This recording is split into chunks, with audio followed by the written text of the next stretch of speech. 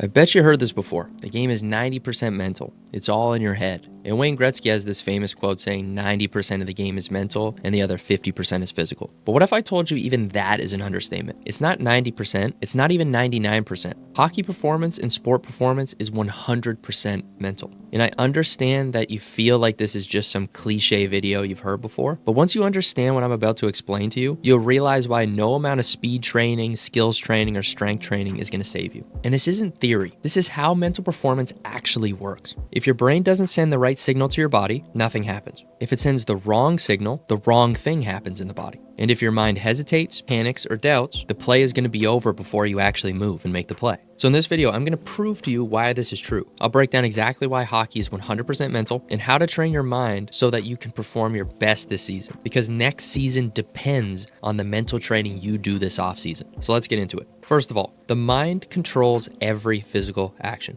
every shot, every pass, every stride, every reaction. None of it happens without a signal going from your brain to the body. If the signal is delayed coming from the mind to the body, you react late. If you hesitate, you react late. You probably won't make the right play. You'll lose confidence. If your mind's confused, you're not going to be sure what to do, and your body's not going to carry out any proper signal because your brain didn't know what signal to send to the body. Athletes don't move by accident. Every action starts with an intention in the mind. That intention is a signal that then gets sent through your brain, down into the body, through the nervous system, or through the central nervous system, out into the peripheral nervous system, and then that tells the muscles what to do. The signal will be sent to your bicep, and your bicep will move or it will relax. That started from my brain. That did not happen in the muscle. It happened in the brain, which told the muscle what to do. You can think of it like the mind is the first muscle to move before the actual muscle does. And yes, there are things that are more instinctual. Like for example, if you put your hand on a burning stove, it will basically travel directly to the spinal cord and then signal out right away. So there are some a little bit deeper programmed neurological responses, but fundamentally it's still happening in the nervous system. It's still happening into something that's connected directly to the mind. It's not something that is happening in the muscle. It's not something that's happening in your hands. It's a signal sent out. And you can go and read all the studies. You can go learn about neuroscience and how the body works, but this is just the way it is. And so you have to realize that if you want to become better on the ice, at a base level, if the mind gets in the way, the body's not going to do what you want it to do. It's not going to do it as fast as you want it to. It's not going to do it as efficiently. It's not going to stack the movements effectively, because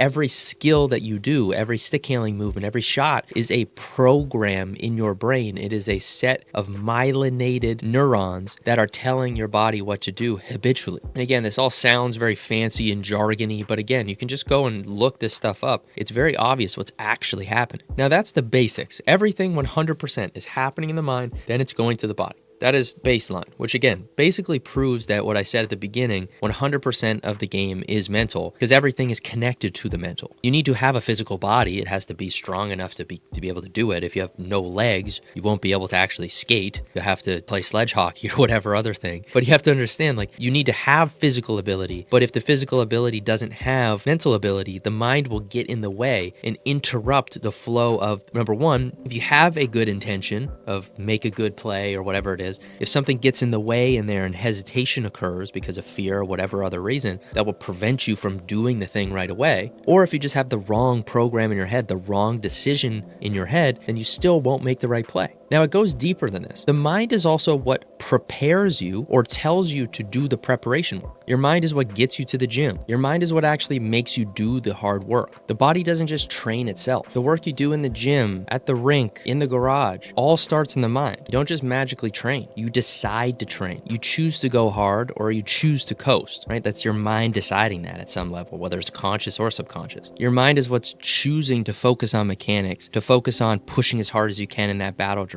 It's the mind driving the ship. Every session starts with a choice. Do I go hard or do I not? Do I even show up or do I not show up? Do I train like it matters or do I just check the box? A weak mind will never show up. And even if you do show up, a weak mind will just kind of be there and check the box. They won't treat every rep with clear intent, so you won't get the most out of that rep. And you'll slowly fall behind more and more and more. Because once you're there at the session, the mind is going to tell you, what am I here to work on? What details matter today? What feedback do I need to apply from my coach, from my previous training? What information do I have to apply to this situation? Now, it's important to realize that every single rep you do, physically, every thought you have, every emotion you have, is programming or wiring your brain to do more of that thing. You can think of it as brainwashing yourself. Every rep is telling your subconscious mind or your programming or your mental software, this is what I want you to do. It's how I want you to react. It's how I want you to think. It's how I want you to feel. You're not just building muscle. You're programming your subconscious mind. You're programming your instincts. And most players just show up to the rink or the gym and they just think, I'm building my body. But what they're actually doing every single session is really programming themselves. They're programming their decision making. They're programming their emotional regulation. They're programming their pattern recognition. It's software installation. You can think of the body and the mind. It's like a keyboard. You're typing in what you want your mind to remember subconsciously. So when you think a thought or feel an emotion, you're telling your brain subconsciously, let's feel that more. You're repping it out. What fires together wires together. The more you do something, the more it's likely to happen. So you have to ask yourself, am I actually doing what I want to do in games? And again, you hear this all the time, but it comes down to the nuances and the details. The quality of the reps leads to the quality of your games. Another way to think of all of this is you can think of the mind like the driver of the body, the car, right? So if it was like racing, you have the body, which is again, the car, and then you need to have a driver that actually maneuvers that car. You can have a Ferrari or an F1 car or whatever the fastest cars you can possibly imagine. But if you have like a baby or a grandma in the driver's seat, then it doesn't really matter.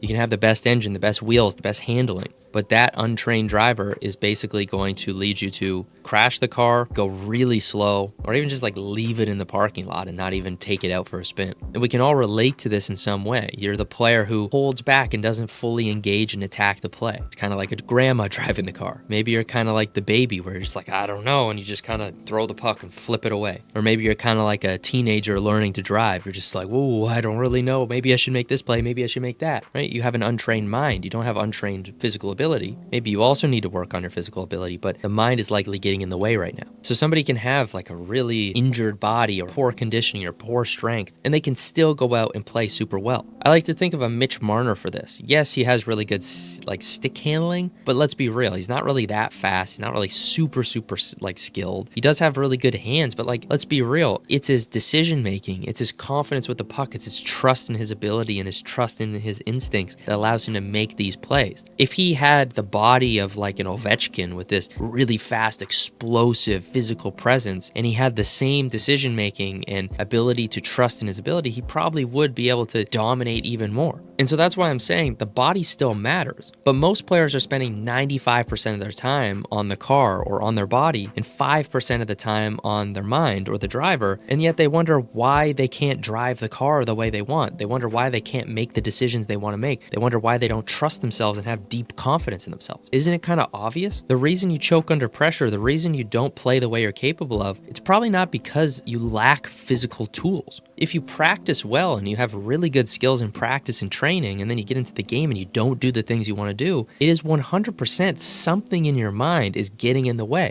It's not some magic. It's mental. Mental's getting in the way. And so think of it this way for a second. You can have one player with high hockey IQ, but no physical tools. This is a player who sees the play, knows what to do, maybe has the confidence to do it, but then they can't execute. So then they try plays that they maybe shouldn't, or maybe they have too much confidence and they just go and basically like force plays. That's a player who's delusionally confident, but doesn't have the tools to do it. But if you're a player who has the tools to do it, you have the skills and abilities, the hands, the skating, the cardio, the strength, all of that stuff's there, but then you don't do it because you have an untrained mind, then that's a player who's going to rush the play, who's going to panic, who's going to melt and just hold back or crumble in those big moments. And either way, if you're stuck in either of those problems, you're still going to struggle. The mind and the body are both required, but the mind is what runs the show. So if you want to be the guy who performs under pressure, if you want to be a guy who handles the next level, who dominates at the next level, or at least earns a spot at the next level, realize everybody is skilled, everybody has physical ability at the higher levels. When you start to crack into the high levels levels of professional hockey, even when you get to college or even high-level junior, everybody's got the physical tools at a certain point. So what is going to separate the best? It's going to be emotional control. It's going to be elite decision-making. How quickly can you make decisions? How composed are you in big moments? How much do you actually believe in yourself? Do you have the right programs in your mind to make the right decisions? All of that is mental. When the physical plane evens out, the mental game becomes what separates. And the best players, they're not just working harder. Sometimes the best players aren't even working harder than you. They process the game better. They make better decisions. They trust themselves more. They're willing to take more risks at the right times. They're willing to bet on themselves in their training and go all in, or they're willing to bet on themselves in the game and try the play. They stay calm when the game gets faster and more difficult and more intense. They adapt, they influence instead of just reacting and avoiding the play. Understand that that's not physical talent. That's programmed mental performance. So yeah, keep training your body. Keep working on the car. Keep working on your speed, your mechanics, your strength. But if you don't train your mind, none of it's going to show up when it matters most, in a tryout, in games, or in big moments. Your legs don't choose the right pass. Your shot doesn't just decide to release magically. Your hands don't react to pressure or stay composed. Your mind does, and it tells the body what to do. Train your body to compete, but if you want to dominate, train your mind too. Because performance doesn't start in your legs, it starts in your head. If this really hit home for you and you can really relate to this, and you're ready to take the next step and go deeper, there's two core options for you. One, you can check out our free mental training. It's a full masterclass course. We have many videos that break down the whole mental sequence and how to start building out a mental system for yourself. You can click that first link. If you want to go deeper and start really taking the mental game seriously and build a high-level mental performance plan, then you can check down below on the second link and you can book a call with my team and we can talk to you and see if it makes sense for us to potentially work together. Because we don't just work with anybody, we work with players who are confident, who we can really get results. So we're not going to pressure you into working with us. We're going to decide if we think it's a good fit, and then we'll offer you a spot and see if you want to do it. So if you're a high-level player, somebody who's playing AAA, playing prep hockey, junior, you're playing college, you're playing professional, and you know that the mental game is that next step for you and you need a full mental system, let's just jump on a call. Let's have a conversation. You can check out the free training in the meantime. We'll see what we can do to help you. We'll help you build out a plan. In worst case, we just point you in a good direction. But either way, I'm super confident that by the end of this video, you fully believe that the mental game does matter. It should be a component of your training. You should not just be working on only your physical tools. You need to work on your mind and your body so that they sync up. And if they do, and they're both at a high level, you will be able to dominate at that next level. The only thing that will stop you is if something is out of whack, if the body's not good enough or the mind's not good enough. But get those both high and you will be an elite player. So I hope this helped. I hope this brought clarity. If you have any questions, comment them below. If you want me to talk about anything specific, let me know. If anything stood out to you in this video, also let me know so I can dig deeper into it for you guys. Hope you have a great rest of the day. I'll see you guys in the next video.